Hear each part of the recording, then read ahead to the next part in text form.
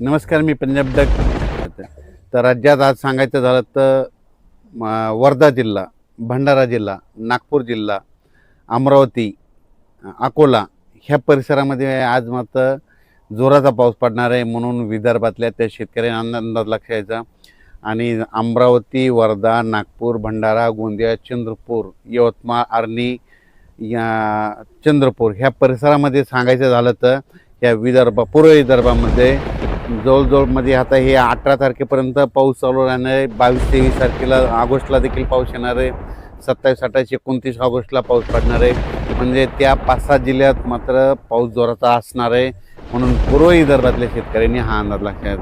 पूर्व विदर्भामध्ये गोंदिया जिल्ह्यामध्ये मुसळधार पाऊस पडणार आहे. हे 8 दिवसामध्ये शेवटच्या आठवड्यात बिन ह्या आता 2-3 दिवसात बी वर्धा जिल्ह्यात बी तशीच परिस्थिती राहील. नागपूर जिल्ह्यात देखील, अमरावतीकडं देखील राहील.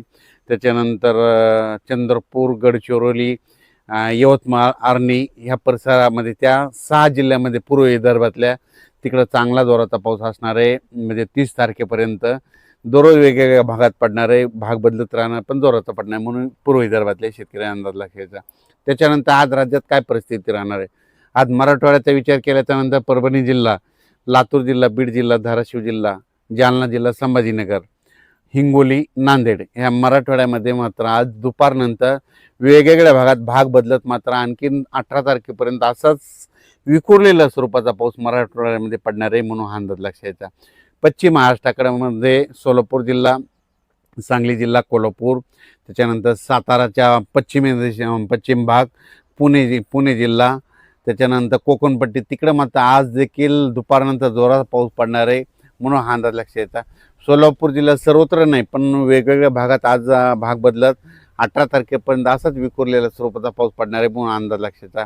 श्रीगोंदा, कडाष्टी, त्याच्यानंतर कर्जत, जामखेड, अहिल्यानगर, बारामती, त्याच्यानंतर राऊर ह्या परिसरामध्ये आज बऱ्याच भागामध्ये या 3 दिवसामध्ये विखुरलेल्या स्वरूपाचा पाऊस असणार आहे म्हणून अंदाज लक्षायचा. पुण्याकडे आज मात्र पाऊस चांगला सुरू होईल म्हणून पुणेकरांना देखील अंदाज लक्षायचा. त्याच्यानंतर संगमनेर, अकोले त्या परिसरामध्ये देखील तिकडला पाऊस मात्र कंटिन्यू चालूच राहणार आहे म्हणून संगमनेर, अकोला, इगतपुरीच्या शेतकऱ्यांनी अंदाज लक्षायचा. नाशिक जिल्ह्यामध्ये सरी चालूच राहतील म्हणून हा अंदाज त्यांनी देखील लक्षायचा. त्याच्यानंतर जळगाव जिल्हा, नंदुरबार जिल्हा आणि इकडं धुळे आणि असं ह्या पट्ट्यामध्ये मात्र कमी दाबाचे पट्टे 2 एका पाठोमाग जात असल्यामुळे तिकडं मात्र पाऊस असाच दररोज म्हणजे ह्या 18 तारखेपर्यंत आहे. आणि त्याच्यानंतर शेवटच्या आठवड्यात बी ऑगस्टच्या शेवटच्या आठवड्यात बी पाऊस असणार आहे म्हणून त्यांनी अंदाज लक्षायचा. फक्त काय होणार आहे मराठवाड्यामध्ये काही भागामध्ये, बीड जिल्ह्यामध्ये काही भाग, त्याच्यानंतर सोलापूर, लातूर ह्या परिसरामध्ये खूप मोठा पाऊस नाही, फक्त पिकाला लागेल तसाच पाऊस पडणार आहे म्हणून हा अंदाज त्या शेतकऱ्यांना लक्षायचा. हा जो पाऊस पडणार आहे 10 मिनिटाचा, 20 मिनिटाचा, अर्ध्या तासाचा, काही ठिकाणी 1 तासाचा पाऊस पडणार आहे. खूप असा मोठा काही पडणार नाही. फक्त जोरदार मुसळधार पाऊस फक्त नागपूर, भंडारा, गोंदिया, चंद्रपूर, यवतमाळ, अमरावती, अकोला ह्या परिसरामध्ये असणार आहे आणि तिकडं जास्त पडणार आहे. आपल्या इकडं मात्र पिकाला लागेल तसंच पडणार आहे. त्याच्यानंतर कर्नाटक इकडं जत, मंगसुळी तिकडं देखील पाऊस सुरू होणार आहे. तिकडं देखील ह्या 8 दिवसामध्ये तिकडं देखील कर्नाटकला देखील पाऊस सुरू होईल म्हणून कर्नाटकच्या शेतकऱ्यांनी अंदाज लक्षायचा. पंढरपूर, सांगोला, आटपाडी तिकडं देखील सरी चालू राहतील. कोल्हापूरला जोरदार पाऊस सुरू राहील म्हणून कोल्हापूरकरांनी अंदाज लक्षायचा. साताराच्या पश्चिम भागामध्ये पश्चिम भागाकडे मात्र जास्त पावसाचा जोर असेल म्हणून ते लक्षायचं. कोकणपट्टीचा मात्र पाऊस मात्र इकडं रत्नागिरीपासून तर पालघरपर्यंत ते मात्र जोराचा पाऊस राहणार आहे.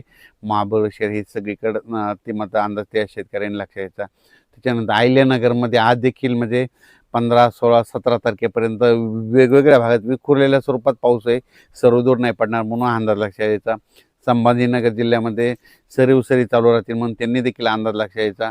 त्याच्यानंतर जळगाव जिल्ह्यामध्ये देखील आज दुपारनंतर आणि रात्रीच्याला देखील असाच विखुरलेला पाऊस असणार आहे म्हणून अंदाज लक्षायचा. पण रावेर म्हणजे मध्य प्रदेशच्या लगत रावेर त्या परिसरामध्ये जोरदार पाऊस पडणार आहे म्हणून त्यांनी हा अंदाज लक्षायचा.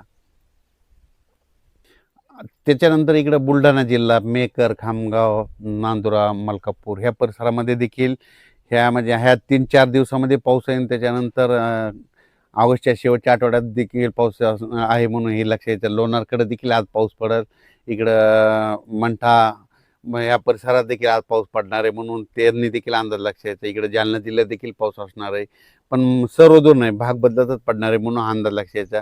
बीड जिल्ह्यात बी ठराविक भागातच पाऊस पडणार आहे म्हणून अंदाज लक्षात यायचा.